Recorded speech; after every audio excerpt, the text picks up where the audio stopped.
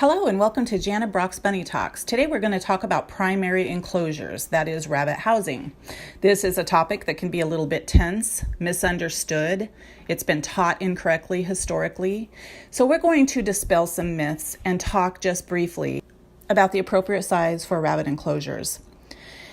Historically, it was thought that rabbits could just be tossed in a little tiny cage and kept there their entire lives and pulled out only to be used for whatever the human was using the animal for. We know now that that is cruel. Rabbits should never be over-caged. That is to say, stuck in a cage and only pulled out for whatever the rabbit's purpose happens to be. These rabbits are genetically altered to be pets. They can be litter trained.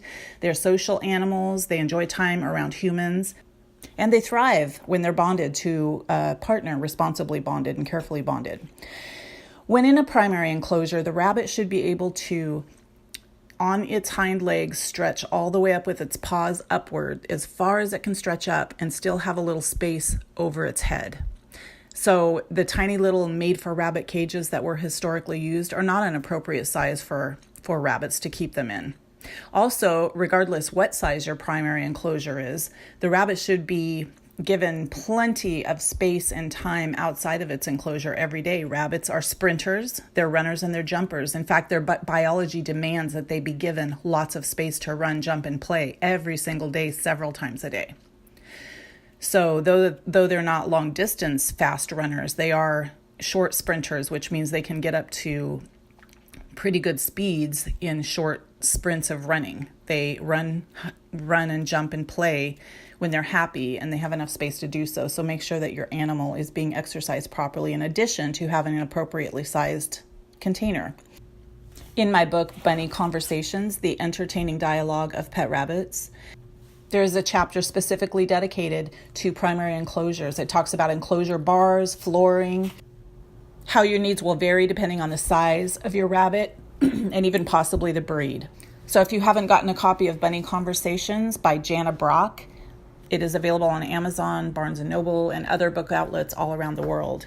It's $9 for the paperback. I don't make much money on that. In fact, it's been a loss so far. That was a labor of love writing that book, but it talks about everything that has to do with pet rabbit ownership and documents not only from hands-on experience and talking to other rabbit owners, veterinarians, shelters, and caretakers all around the world, but it's also a compilation of tips and tricks that I myself have learned over the past many years working with rabbits. Everything from new to rabbit ownership all the way through rehabilitation and working with aggressive rabbits. So that is a great book for anyone to have. It's only $9. Get the paperback version so that the format comes out correctly, and that will be immensely helpful not only to you but to anyone that is considering getting a pet rabbit or bunny sitting for you.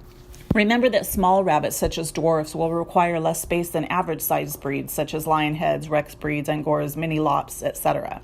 Giant rabbits will, of course, need an even larger space for a primary enclosure. Pet fencing, such as 34 to 36-inch high fencing for animals, can be added to a large-sized dog enclosure keep the door open, wire the gates right to either side of the door, and build a little yard around a primary enclosure. That's a great idea to give your rabbit plenty of space indoors. A note to anyone considering your rabbit free roaming in your house: not only do your homes have to be extensively bunny proofed and made safe for the rabbit, but you also need to make sure that the rabbit still has a primary enclosure, because rabbits need tunnels, hideaways, places to feel safe, and a territory, even though it's a small territory to retreat to call their own. So primary enclosures are very important.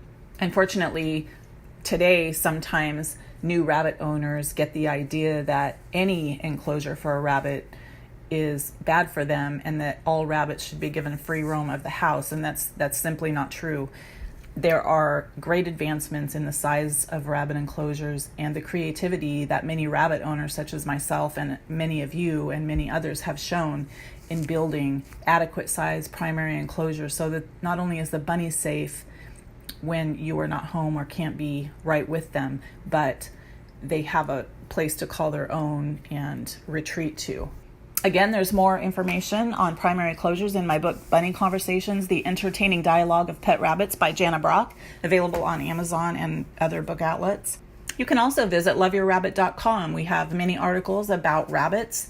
If you go to the pull-down menu that's called About Rabbits, there are articles on basic things to know. There are articles on feeding, bonding, litter box training, rabbit habits, rabbit rehab series for aggressive rabbits or rabbits that need some rehabilitation.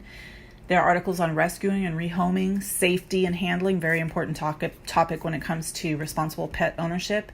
Also, if you haven't subscribed to our YouTube channel, please go there. It's called Love Your Rabbit, and hit the subscribe button. We have many videos there, informational videos that are helpful, but also just fun videos, short little clips of rabbits playing and things to make people smile and showing the awesome personality these animals have.